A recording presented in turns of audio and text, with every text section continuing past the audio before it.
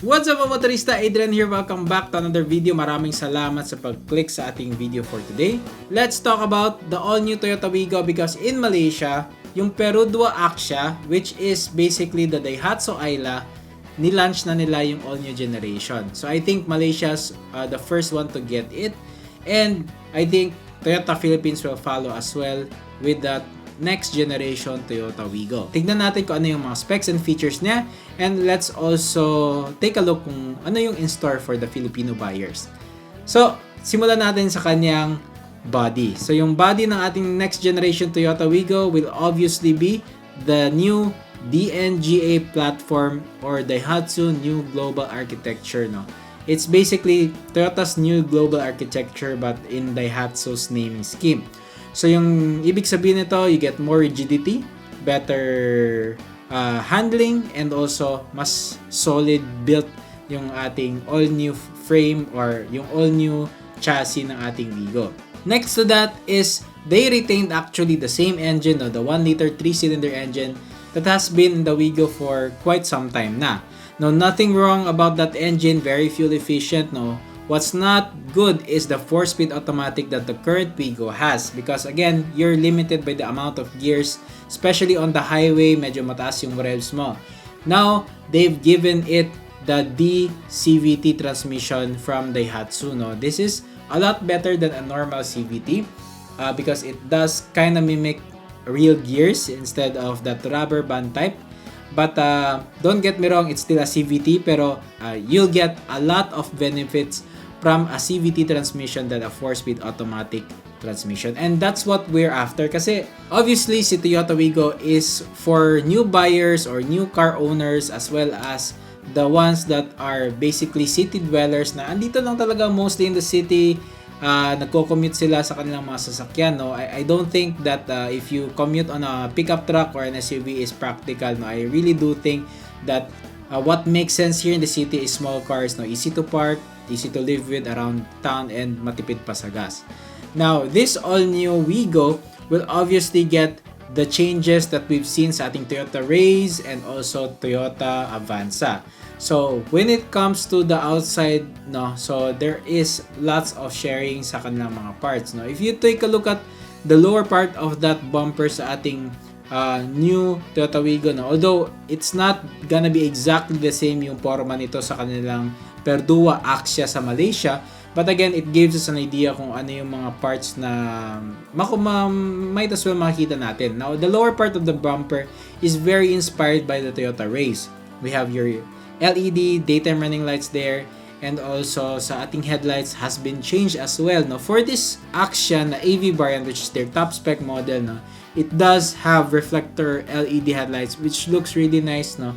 So they've really given the looks, no, much needed refresh from the previous model kasi again, yung previous model na Wigo, it still looks good but again, you can really see that it's aging na mga motorista yung design. For this all new model, it's an all new design, better looking headlights, and also overall look niya is quite aggressive na. The same kind of aggressive as we see sa ating previous generation Wigo. Yung ating wheelbase has been extended, no, by around 50 centimeters, no, from front to back, no. So much stable ito lalo na kapag cornering and also high speed driving.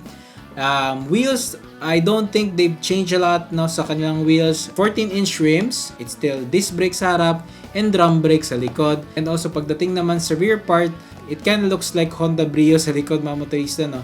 Although yung front niya napaka-aggressive, we do like the front of this Perodua Axia na again will be the Toyota Wigo dito sa Pilipinas. But the rear part na I'm not so sure, no. I think it lacks that aggressiveness that you see sa harap niya. It's functional, it's a 5-door hatchback, and also much needed space sa interior ng mga motorista, no. Kasi the Wigo has always been known to be small on the outside but big on the inside. It's the same as here, no.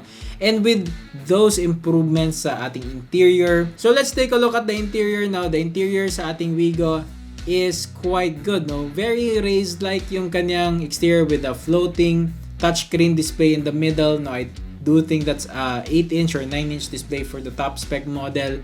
And also yung ating meter cluster or yung digital gauge natin is the same as what we found sa ating Veloz and Toyota Race, no. So meron tayong 7-inch display on the side of the tachometer. Now you can obviously change a lot of things from that. If you take a look at the steering wheel, again, it's lifted straight from the Toyota Race. The design of the dashboard is more intricate, mas maganda siyang tignan, and overall very modern look. Yung ating AC controls naman is basically the same with the Daihatsu products that we have here dito sa Pilipinas. If you take a look at the overall space of the interior, no, it's quite better if you compare that to the Toyota Wigo, na yung seats noon napakanipis, but now it's really thicker yung kanyang seats, no, which is a lot better. Yung ating Toyota Wigo will be, I think, priced the same as the current one. We'll have to see about that once Toyota released it. But in Malaysia, I do think na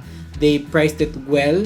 Yung ating Wigo as an entry-level car, you have that price bracket to work with.